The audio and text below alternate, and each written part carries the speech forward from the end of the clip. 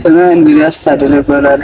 ወንዶ ሻና መጥቶ ለናፍሰኝ እና እንደዚህ ነበር አሰና መጣነ አሁን እኛ እናገር 14 ዓመት ነው። እኔ በስፋት ጓደኛዬ ጋር እየነበረ አምስት ሆነ ፖሊሶች ወጥቶ መኪና ውስጥ አስገቡን። ከዛ ቀበሌ ትፈለጋላችሁ ብሎ አመጡን። ወንጀለኛ ናቸው አሉ።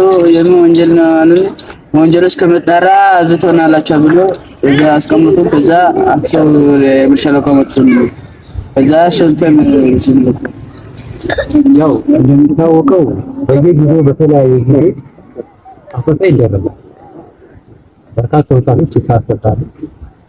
ከእነሱ መካከል አንዱ ነው። ያው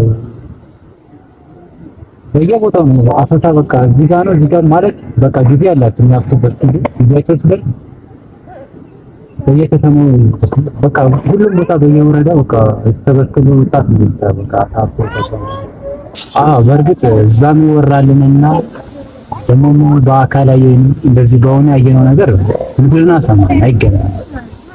እዛም ይወራው ዋና አውሬ ተደርጎ ነው የሚሰራው። ግን በተጨባጭ ያለው ነገር ግን ሌላ ነው። ያው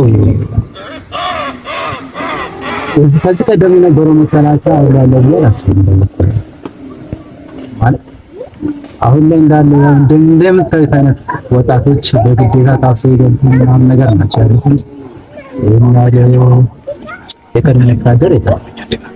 ወንተ ወራኔ ከሰው ጅሩበታም ወንተ ለዱንያ ስትቃማን አገሬ ገራብ አቺቲ አከቢሌ ሳቲ ፈከሰኑ ምትይ ባለች በቃ ቢኔስ ነው እንደሰለኝ ምትይ ማለት ነው ከሩ ወጉ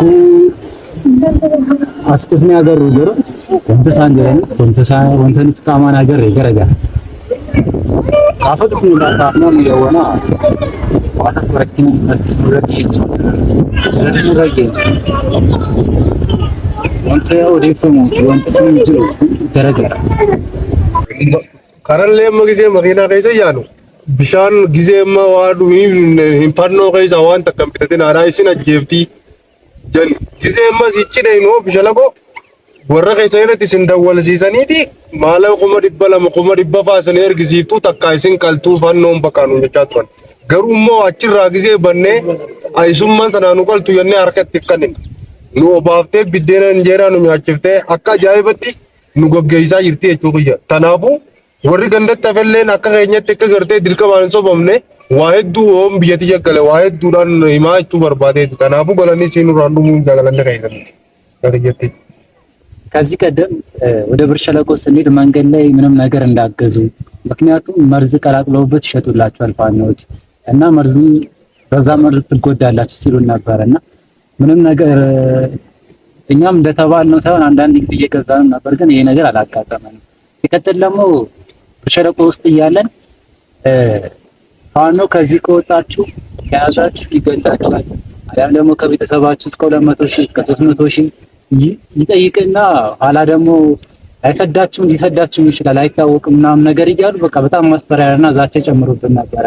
ነገር ግን ከገደሉንም ይግደሉን ብለን ስንወጣ ግን ያየነው ነገር በተገላቢጦሽ ሆኖ የሚያበሉ የሚያጠጡን ሆኖ ነው ያገኘናቸው ነው።